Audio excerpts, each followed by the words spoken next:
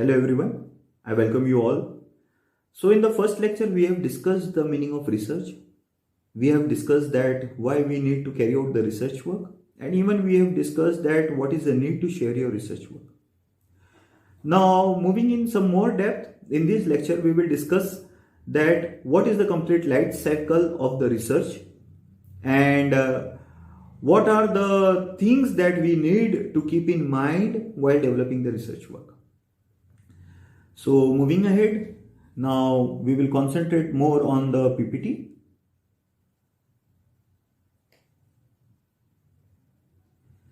So yes, this is the complete process of research. Right from the starting at the top, you can see the funds from the public or the private sector is gained. Okay, individual, if somebody is interested to carry out the research, in the initial stage, they themselves put the fund related to the project, or they may find some of the sponsor for their project work. Once you got the problem that what you want to do, you find out the part of your research that you want to explore.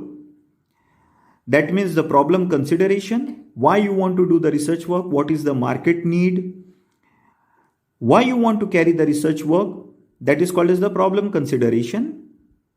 Then you collect the data and then you perform your experimentation work. So data can be collected in the primary form or the secondary form. After collecting the data, we analyze the work that is done by others, which is also called as literature reviewing. After that, we perform the experiments. While performing the experiments, what we do is that we find out the variables and the constant and even the control conditions. Now, what do you mean by control condition? Whenever you want to perform the experiment, any set of experiment, either on the people, either on the group, either on the living or non-living things, you should know that what are the things that will be influencing your project work, that will be creating the impact on your research work. And you need to control some of the conditions in which you want to perform. While doing the work in the laboratory, you need to control the temperature, you need to maintain the temperature, you need to maintain the humidity, you need to maintain even the ventilation and the wind circulation, air circulation. So these are called as the control conditions at the time of performing the experiments. So once you perform the experiment, you take out the observations from it. From the observations, you write down the remarks that what you got from your observations.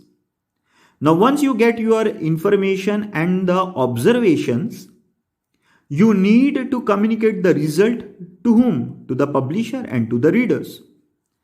Now, this is the gist of the course that we are lying in the mid over here to communicate the result to the publisher, reader, of the work that you have performed in your research.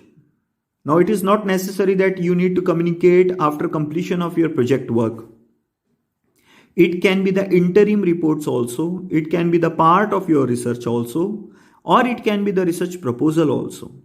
So finally, you need to communicate. After communication, once the people are interested in your research work, the knowledge is applied by the companies or maybe by the government, public or private sector. And if somebody sponsor your project, then the usefulness, from the usefulness of it, you start gaining the refunds, you start gaining the monetary benefits as well as the name and as well as the fame out of your research work. And again, you keep on developing your project. So this is called as the process of research. Now, in this complete cycle of the research, it is equally important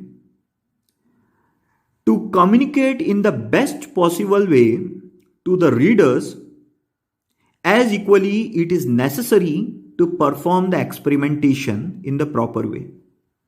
It means that if you are doing your research work, but if you are not able to represent it in a proper way to the others, it will not be so effective and it will not give you output as it should have given when presented in the best possible way. Okay, moving ahead. So once we have discussed now that you need to communicate the research work with the others, how you can communicate it with the others, how you can show your work to the others.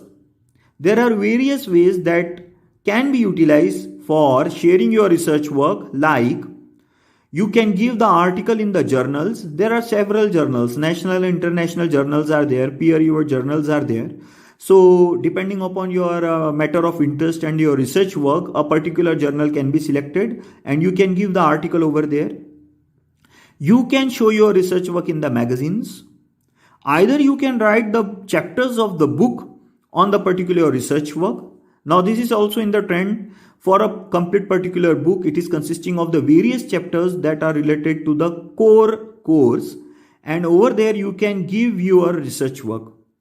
Okay, you can give your research work in the form of monographs, you can publish in the form of books, and even you can explore and share your research work in the form of audio and the visuals, by doing the recording, by doing the video conferencing, and so on.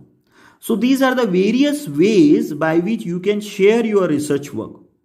Majority of the time when we say that we want to explore your research and share with others, we basically concentrate only on the research papers or in the way of writing your thesis. But apart from that, there are many more possible ways to share with other, like audio visuals, like writing the books in the chapters, or like giving in the magazines, and so on. So in this particular lecture, we have discussed about the complete life cycle of the research. We have discussed where the research writing lies in the complete life cycle, and even we have discussed that what are the possible ways of sharing your research work.